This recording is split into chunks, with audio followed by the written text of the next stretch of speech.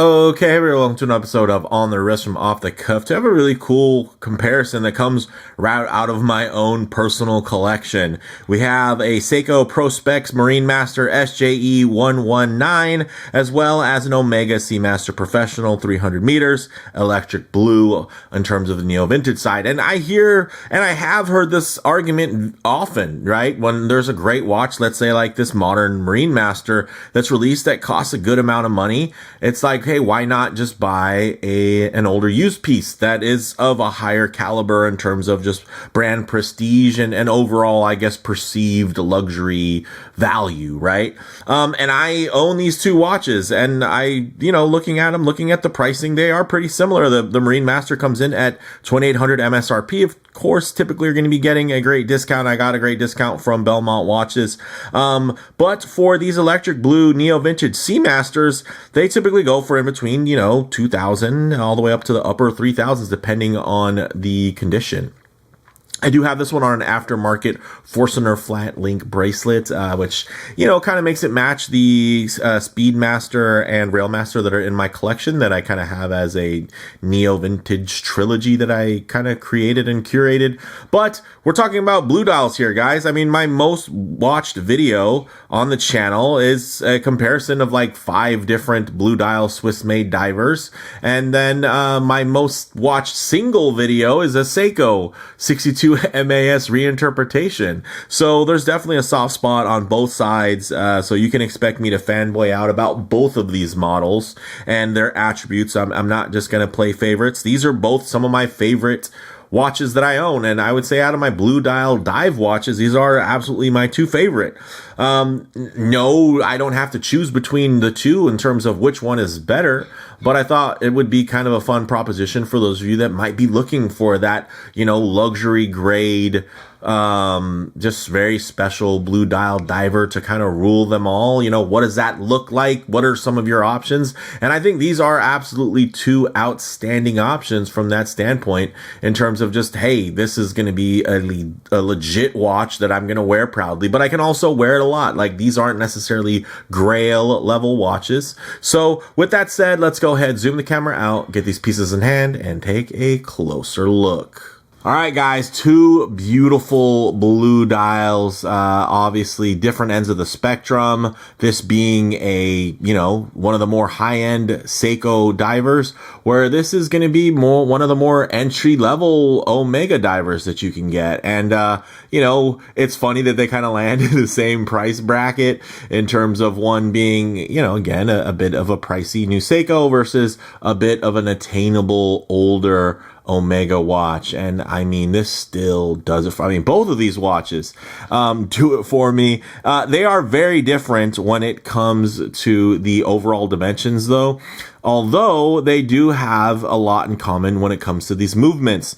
Now, the movement inside this Seiko is going to be the 6L37, which is actually an evolution of their 4L movement. It originally started back in the 4L25, which was actually designed to be a drop-in replacement for the ETA 2892, and even spawned off the Swiss-made Soprod movements as well, with the A10, which had a very similar architecture. Whereas here, with this Omega, this is actually, still, one of the main reasons it's very affordable, although it's a chronometer, is that it's actually using their Omega 1120 movement, which is essentially a modified ETA 2892. So they both have quite slim, robust movements with, similar performance. I will say, of course, chronometer grade, chronometer spec means that it's regulated to really be tried and true with that, whereas the opening here is going to be a little bit wider, although this one performs well,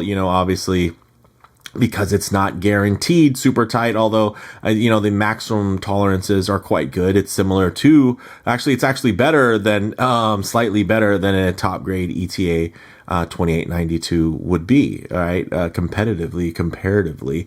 But I think these are two great watches, mainly because of these blue dials. I mean, you have one that's known as the electric blue, and honestly, in the studio lights, it just doesn't do this dial justice. But similarly here, this is quite an electrifying blue that also doesn't quite get the justice it does from studio lighting, especially that bezel. That bezel, when you're in a full room, it just comes to life in terms of how vibrant and blue it is. But I will say that, yeah, these two do fight for wrist time with me. And they are quite different. One's quite small, and it's a bit of a modernized take on a, vintage classic, right? 62 MAS architecture, versus here being definitely a very modern but now somewhat dated take on the Omega Seamaster 300, which is also, quite legendary in its own right. So yeah, I dig these two a lot. Now, getting into kind of individual, sizing here, let's just get this out of the way. If you haven't seen the full review of either of these watches, I'll get into those details. 38.5 millimeters in terms of its diameter, and that is at the case. There is going to be some overhang on the bezel, and the bezel comes out to about 39.3 millimeters, 12.3 millimeters thick, and then 46.7 millimeters lug to lug. Now, when it comes to this gorgeous Omega, you're getting a 41 millimeter diameter here, guys. It looks really, really good. And I know 41 isn't as desirable as it once was, at least for most enthusiasts, because, people like to keep it a little bit, more on the traditional side and smaller sides, more petite. But it does have an amazing thinness of just 11.8 millimeters thick, right? And that is, again, with that full 300 meters of water resistance, 47 millimeters lug to lug as well. So it's going to have a larger footprint, but because it's wider and it's slightly thinner, it reads much thinner. I mean, this is just like crazy thin again, and part of it is the fact that it's spread out quite wide. And the thing that I like about this is because the bezel doesn't match the dial, it helps actually keep the visual footprint quite small and manageable, versus here you have a smaller dial, but of course it does flow with that bezel. So even though it's smaller, you're going to have impact going the other way. And it's still very, very thin. You do get a display case back, which is quite cool, and you can kind of see the movement there. And yeah, it's cool. It works. It has all the modern niceties. I didn't have to put it on an aftermarket bracelet, because the bracelet that comes with an OEM is actually quite good, and I do like it a whole lot. Now, in terms of these movements, comparing them, 45-hour power reserve, also beating at 4 hertz. And then here you're getting a 44-hour power reserve. So very, very similar from that perspective. And again, they both run at a full 4 hertz, which is great because even if you get two modern Omegas today, a lot of them are only going to be at 3.5 hertz. So they're not going to get that full 4 hertz sweep. And a lot of that is so that they can elongate those, those power reserves. And that's just something to consider. If you like that smooth sweep, hey, you're still getting a smooth sweep with these older movements, quite thin. And again, it's going to be ultimately a lot more, workable from a local watchmaker, because these are going to be really tried, tested, and well recognized movements. The Seiko obviously is going to be a little bit more niche, but the nice thing is, these movements are really built to be abused. There's very few people that even service Seikos when they say you're supposed to service them. If you ever go looking for neo-vintage and vintage Seiko watches, you'll find out how many watches have just been lasting and keeping time. And, and also admittedly, some don't keep time when they're not being serviced, but it's just, it lets you know that, whereas the Swiss kind of part of their formula is to say, hey, look, this needs to be like, you think about it like a German car. These are meant to be serviced, updated, and maintained and taken care of, and they'll keep running like a tank. If so, then you think about like a Japanese car, right? Is just that it's always it's made for you to be okay to miss a couple of service points. And I'd say it's similar for Seiko movements in my experience, where, people are pretty much going to wear these out until there's something that goes terribly wrong, and then they'll go actually get them serviced, versus getting it serviced as more of a preventative maintenance like you would with a Swiss watch.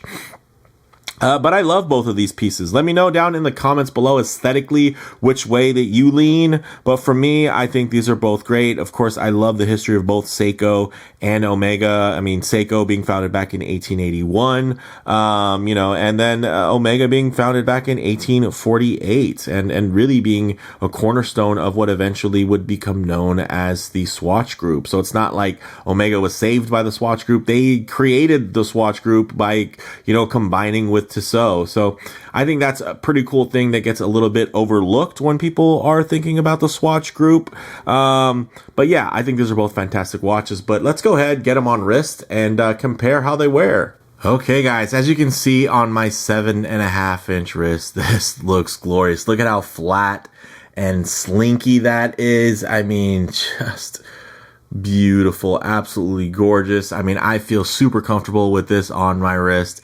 It's just a piece that, it holds a little bit of extra brand cachet. And then it even, because it is neo vintage, only certain few people will even know what it is. And those of you who are fans and collectors and dig the electric blue and of course this era of Seamaster are gonna have a much greater appreciation for it. And then, casual fans will just see that it's a really blingy kind of electric and vibrant colorway, and it has, quite prestigious, well-known mainstream brand. Now, when I get to this Marinemaster, it's a very different experience. It's very niche, and people aren't really gonna know what it is. They're just gonna be like, wow, that's one of the nicest Seikos I've ever seen.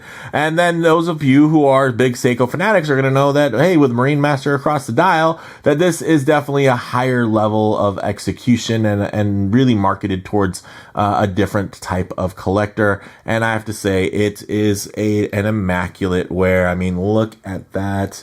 I think this watch gets slept on, these models, because people were so upset about the Marinemaster naming convention being applied. But if this said Grand Seiko on the dial, I mean, it's a watch on paper that people have been begging for years, and they've done it. They've delivered a thin, well-flowing, crazy, well-executed Seiko diver, and here it is. It's immaculate, and it has that 4 hertz beat rate and everything. So very, very cool. And although my 7.5-inch wrist, both of them are, that's on the slightly larger side of average, you can also see that it's quite a tall and kind of round wrist, right? So I do have to take into consideration,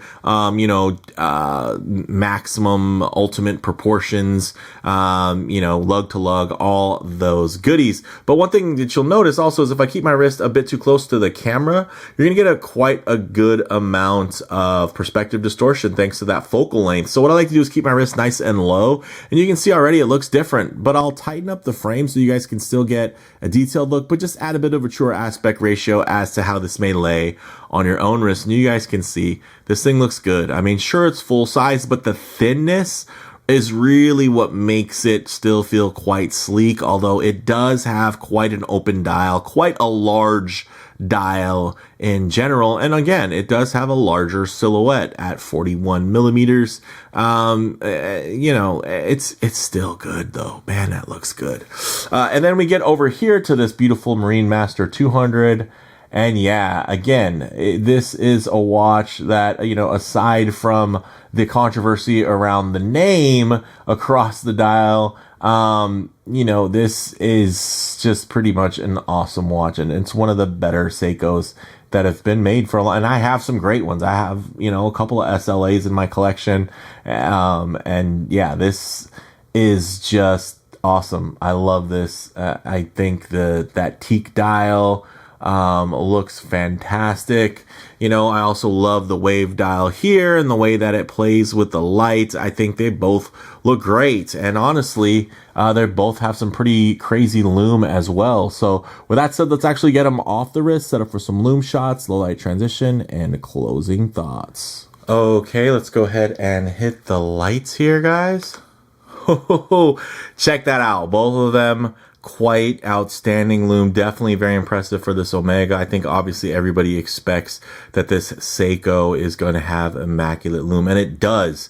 I will say, although the Seiko's Lume is probably a hair more potent, you are going to have a nice amount of coverage though on this older Seamaster. So in terms of the application, it's going to be a little bit more real estate there, you know, big juicy triangle. They're at 12. It all looks really good. Lume pips are quite strong and all of that. So yeah, I love these and I love to get into Lume comparisons. But one thing I always like to work in is going to be a bit of a low light transition, because you're always going to be out in the middle of a field enjoying direct sunlight. A lot of times you're going to find yourself coming out of buildings, walking underneath overhangs, or just hanging out underneath the shade of a tree. So it is nice to see what these colors, textures, and finishes render like in less than optimal lighting. And my goodness, guys, the level of legibility there is just inarguable. Both of them really pop. Look at the way that each of them plays with the light, with those textured dials, the way it's just transitioning and shifting. And even when it can try to somewhat get washed out, it still finds a way to just look darn good and quite premium. Let me know what you guys think down in the comments in terms of the light show here. Is this Omega showing its age? Is it keeping up? Or is this Seiko really impressing anybody out there when it comes to that level of refinement and that fit and finish and that execution? My goodness, these are gorgeous. It's tough, guys. If I had to choose one, maybe, I know there's going to be some people are going to ask that. Well, if you had to get rid of, I don't know, guys. I don't know. I guess the comforting thing is that the Seiko's modern and I can always find another, even brand new. Whereas this Omega, to find one in great condition that's running well and all these things, recently serviced, that's a tougher, you know, that's a tougher ask. And yeah, of course, there is a bit of mystique, again, to the Omega in terms of brand recognition, brand prestige. But those of you who love Seiko, I mean, they understand it. And honestly, most, you know, watch fans have a certain respect for Seiko in terms of what they do. So it's tough. I'd say it's almost a wash between them. They excel in different verticals, but ultimately kind of come to the same conclusion. So I really love both of these watches, guys. It's been a lot of fun having these compared, getting them in the dark, getting them on the wrist, and just kind of sharing them, shifting around in the light with you guys. And again, these both are going to look crazy out in normal sunlight. If you guys check out my Instagram, I'll have some outdoor shots of both of these watches. And yeah, they just they do something special, and I appreciate them both. I'm proud and happy to own both of them, but they do honestly compete. There's absolutely times when, especially since they're both very thin, if I'm wearing a flannel and I'm looking for a blue dial watch, like, these are my go-tos, and they're both thin and they both fit underneath the cuff beautifully.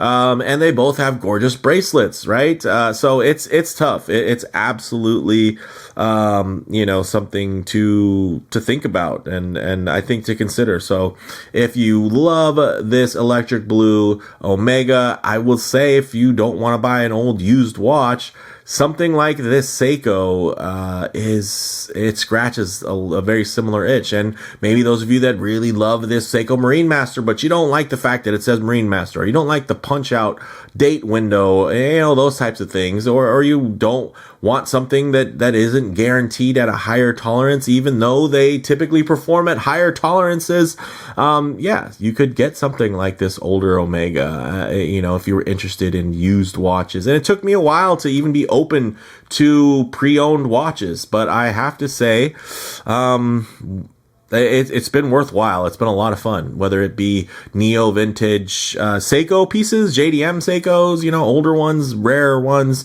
or these neo vintage Omegas that seem to really be a sweet spot from the early 2000s. So with all that said, let me know what you all think down in the comments below. If you like the video, please hit like, and if you're not already, please subscribe for more content just like this. Thanks, guys.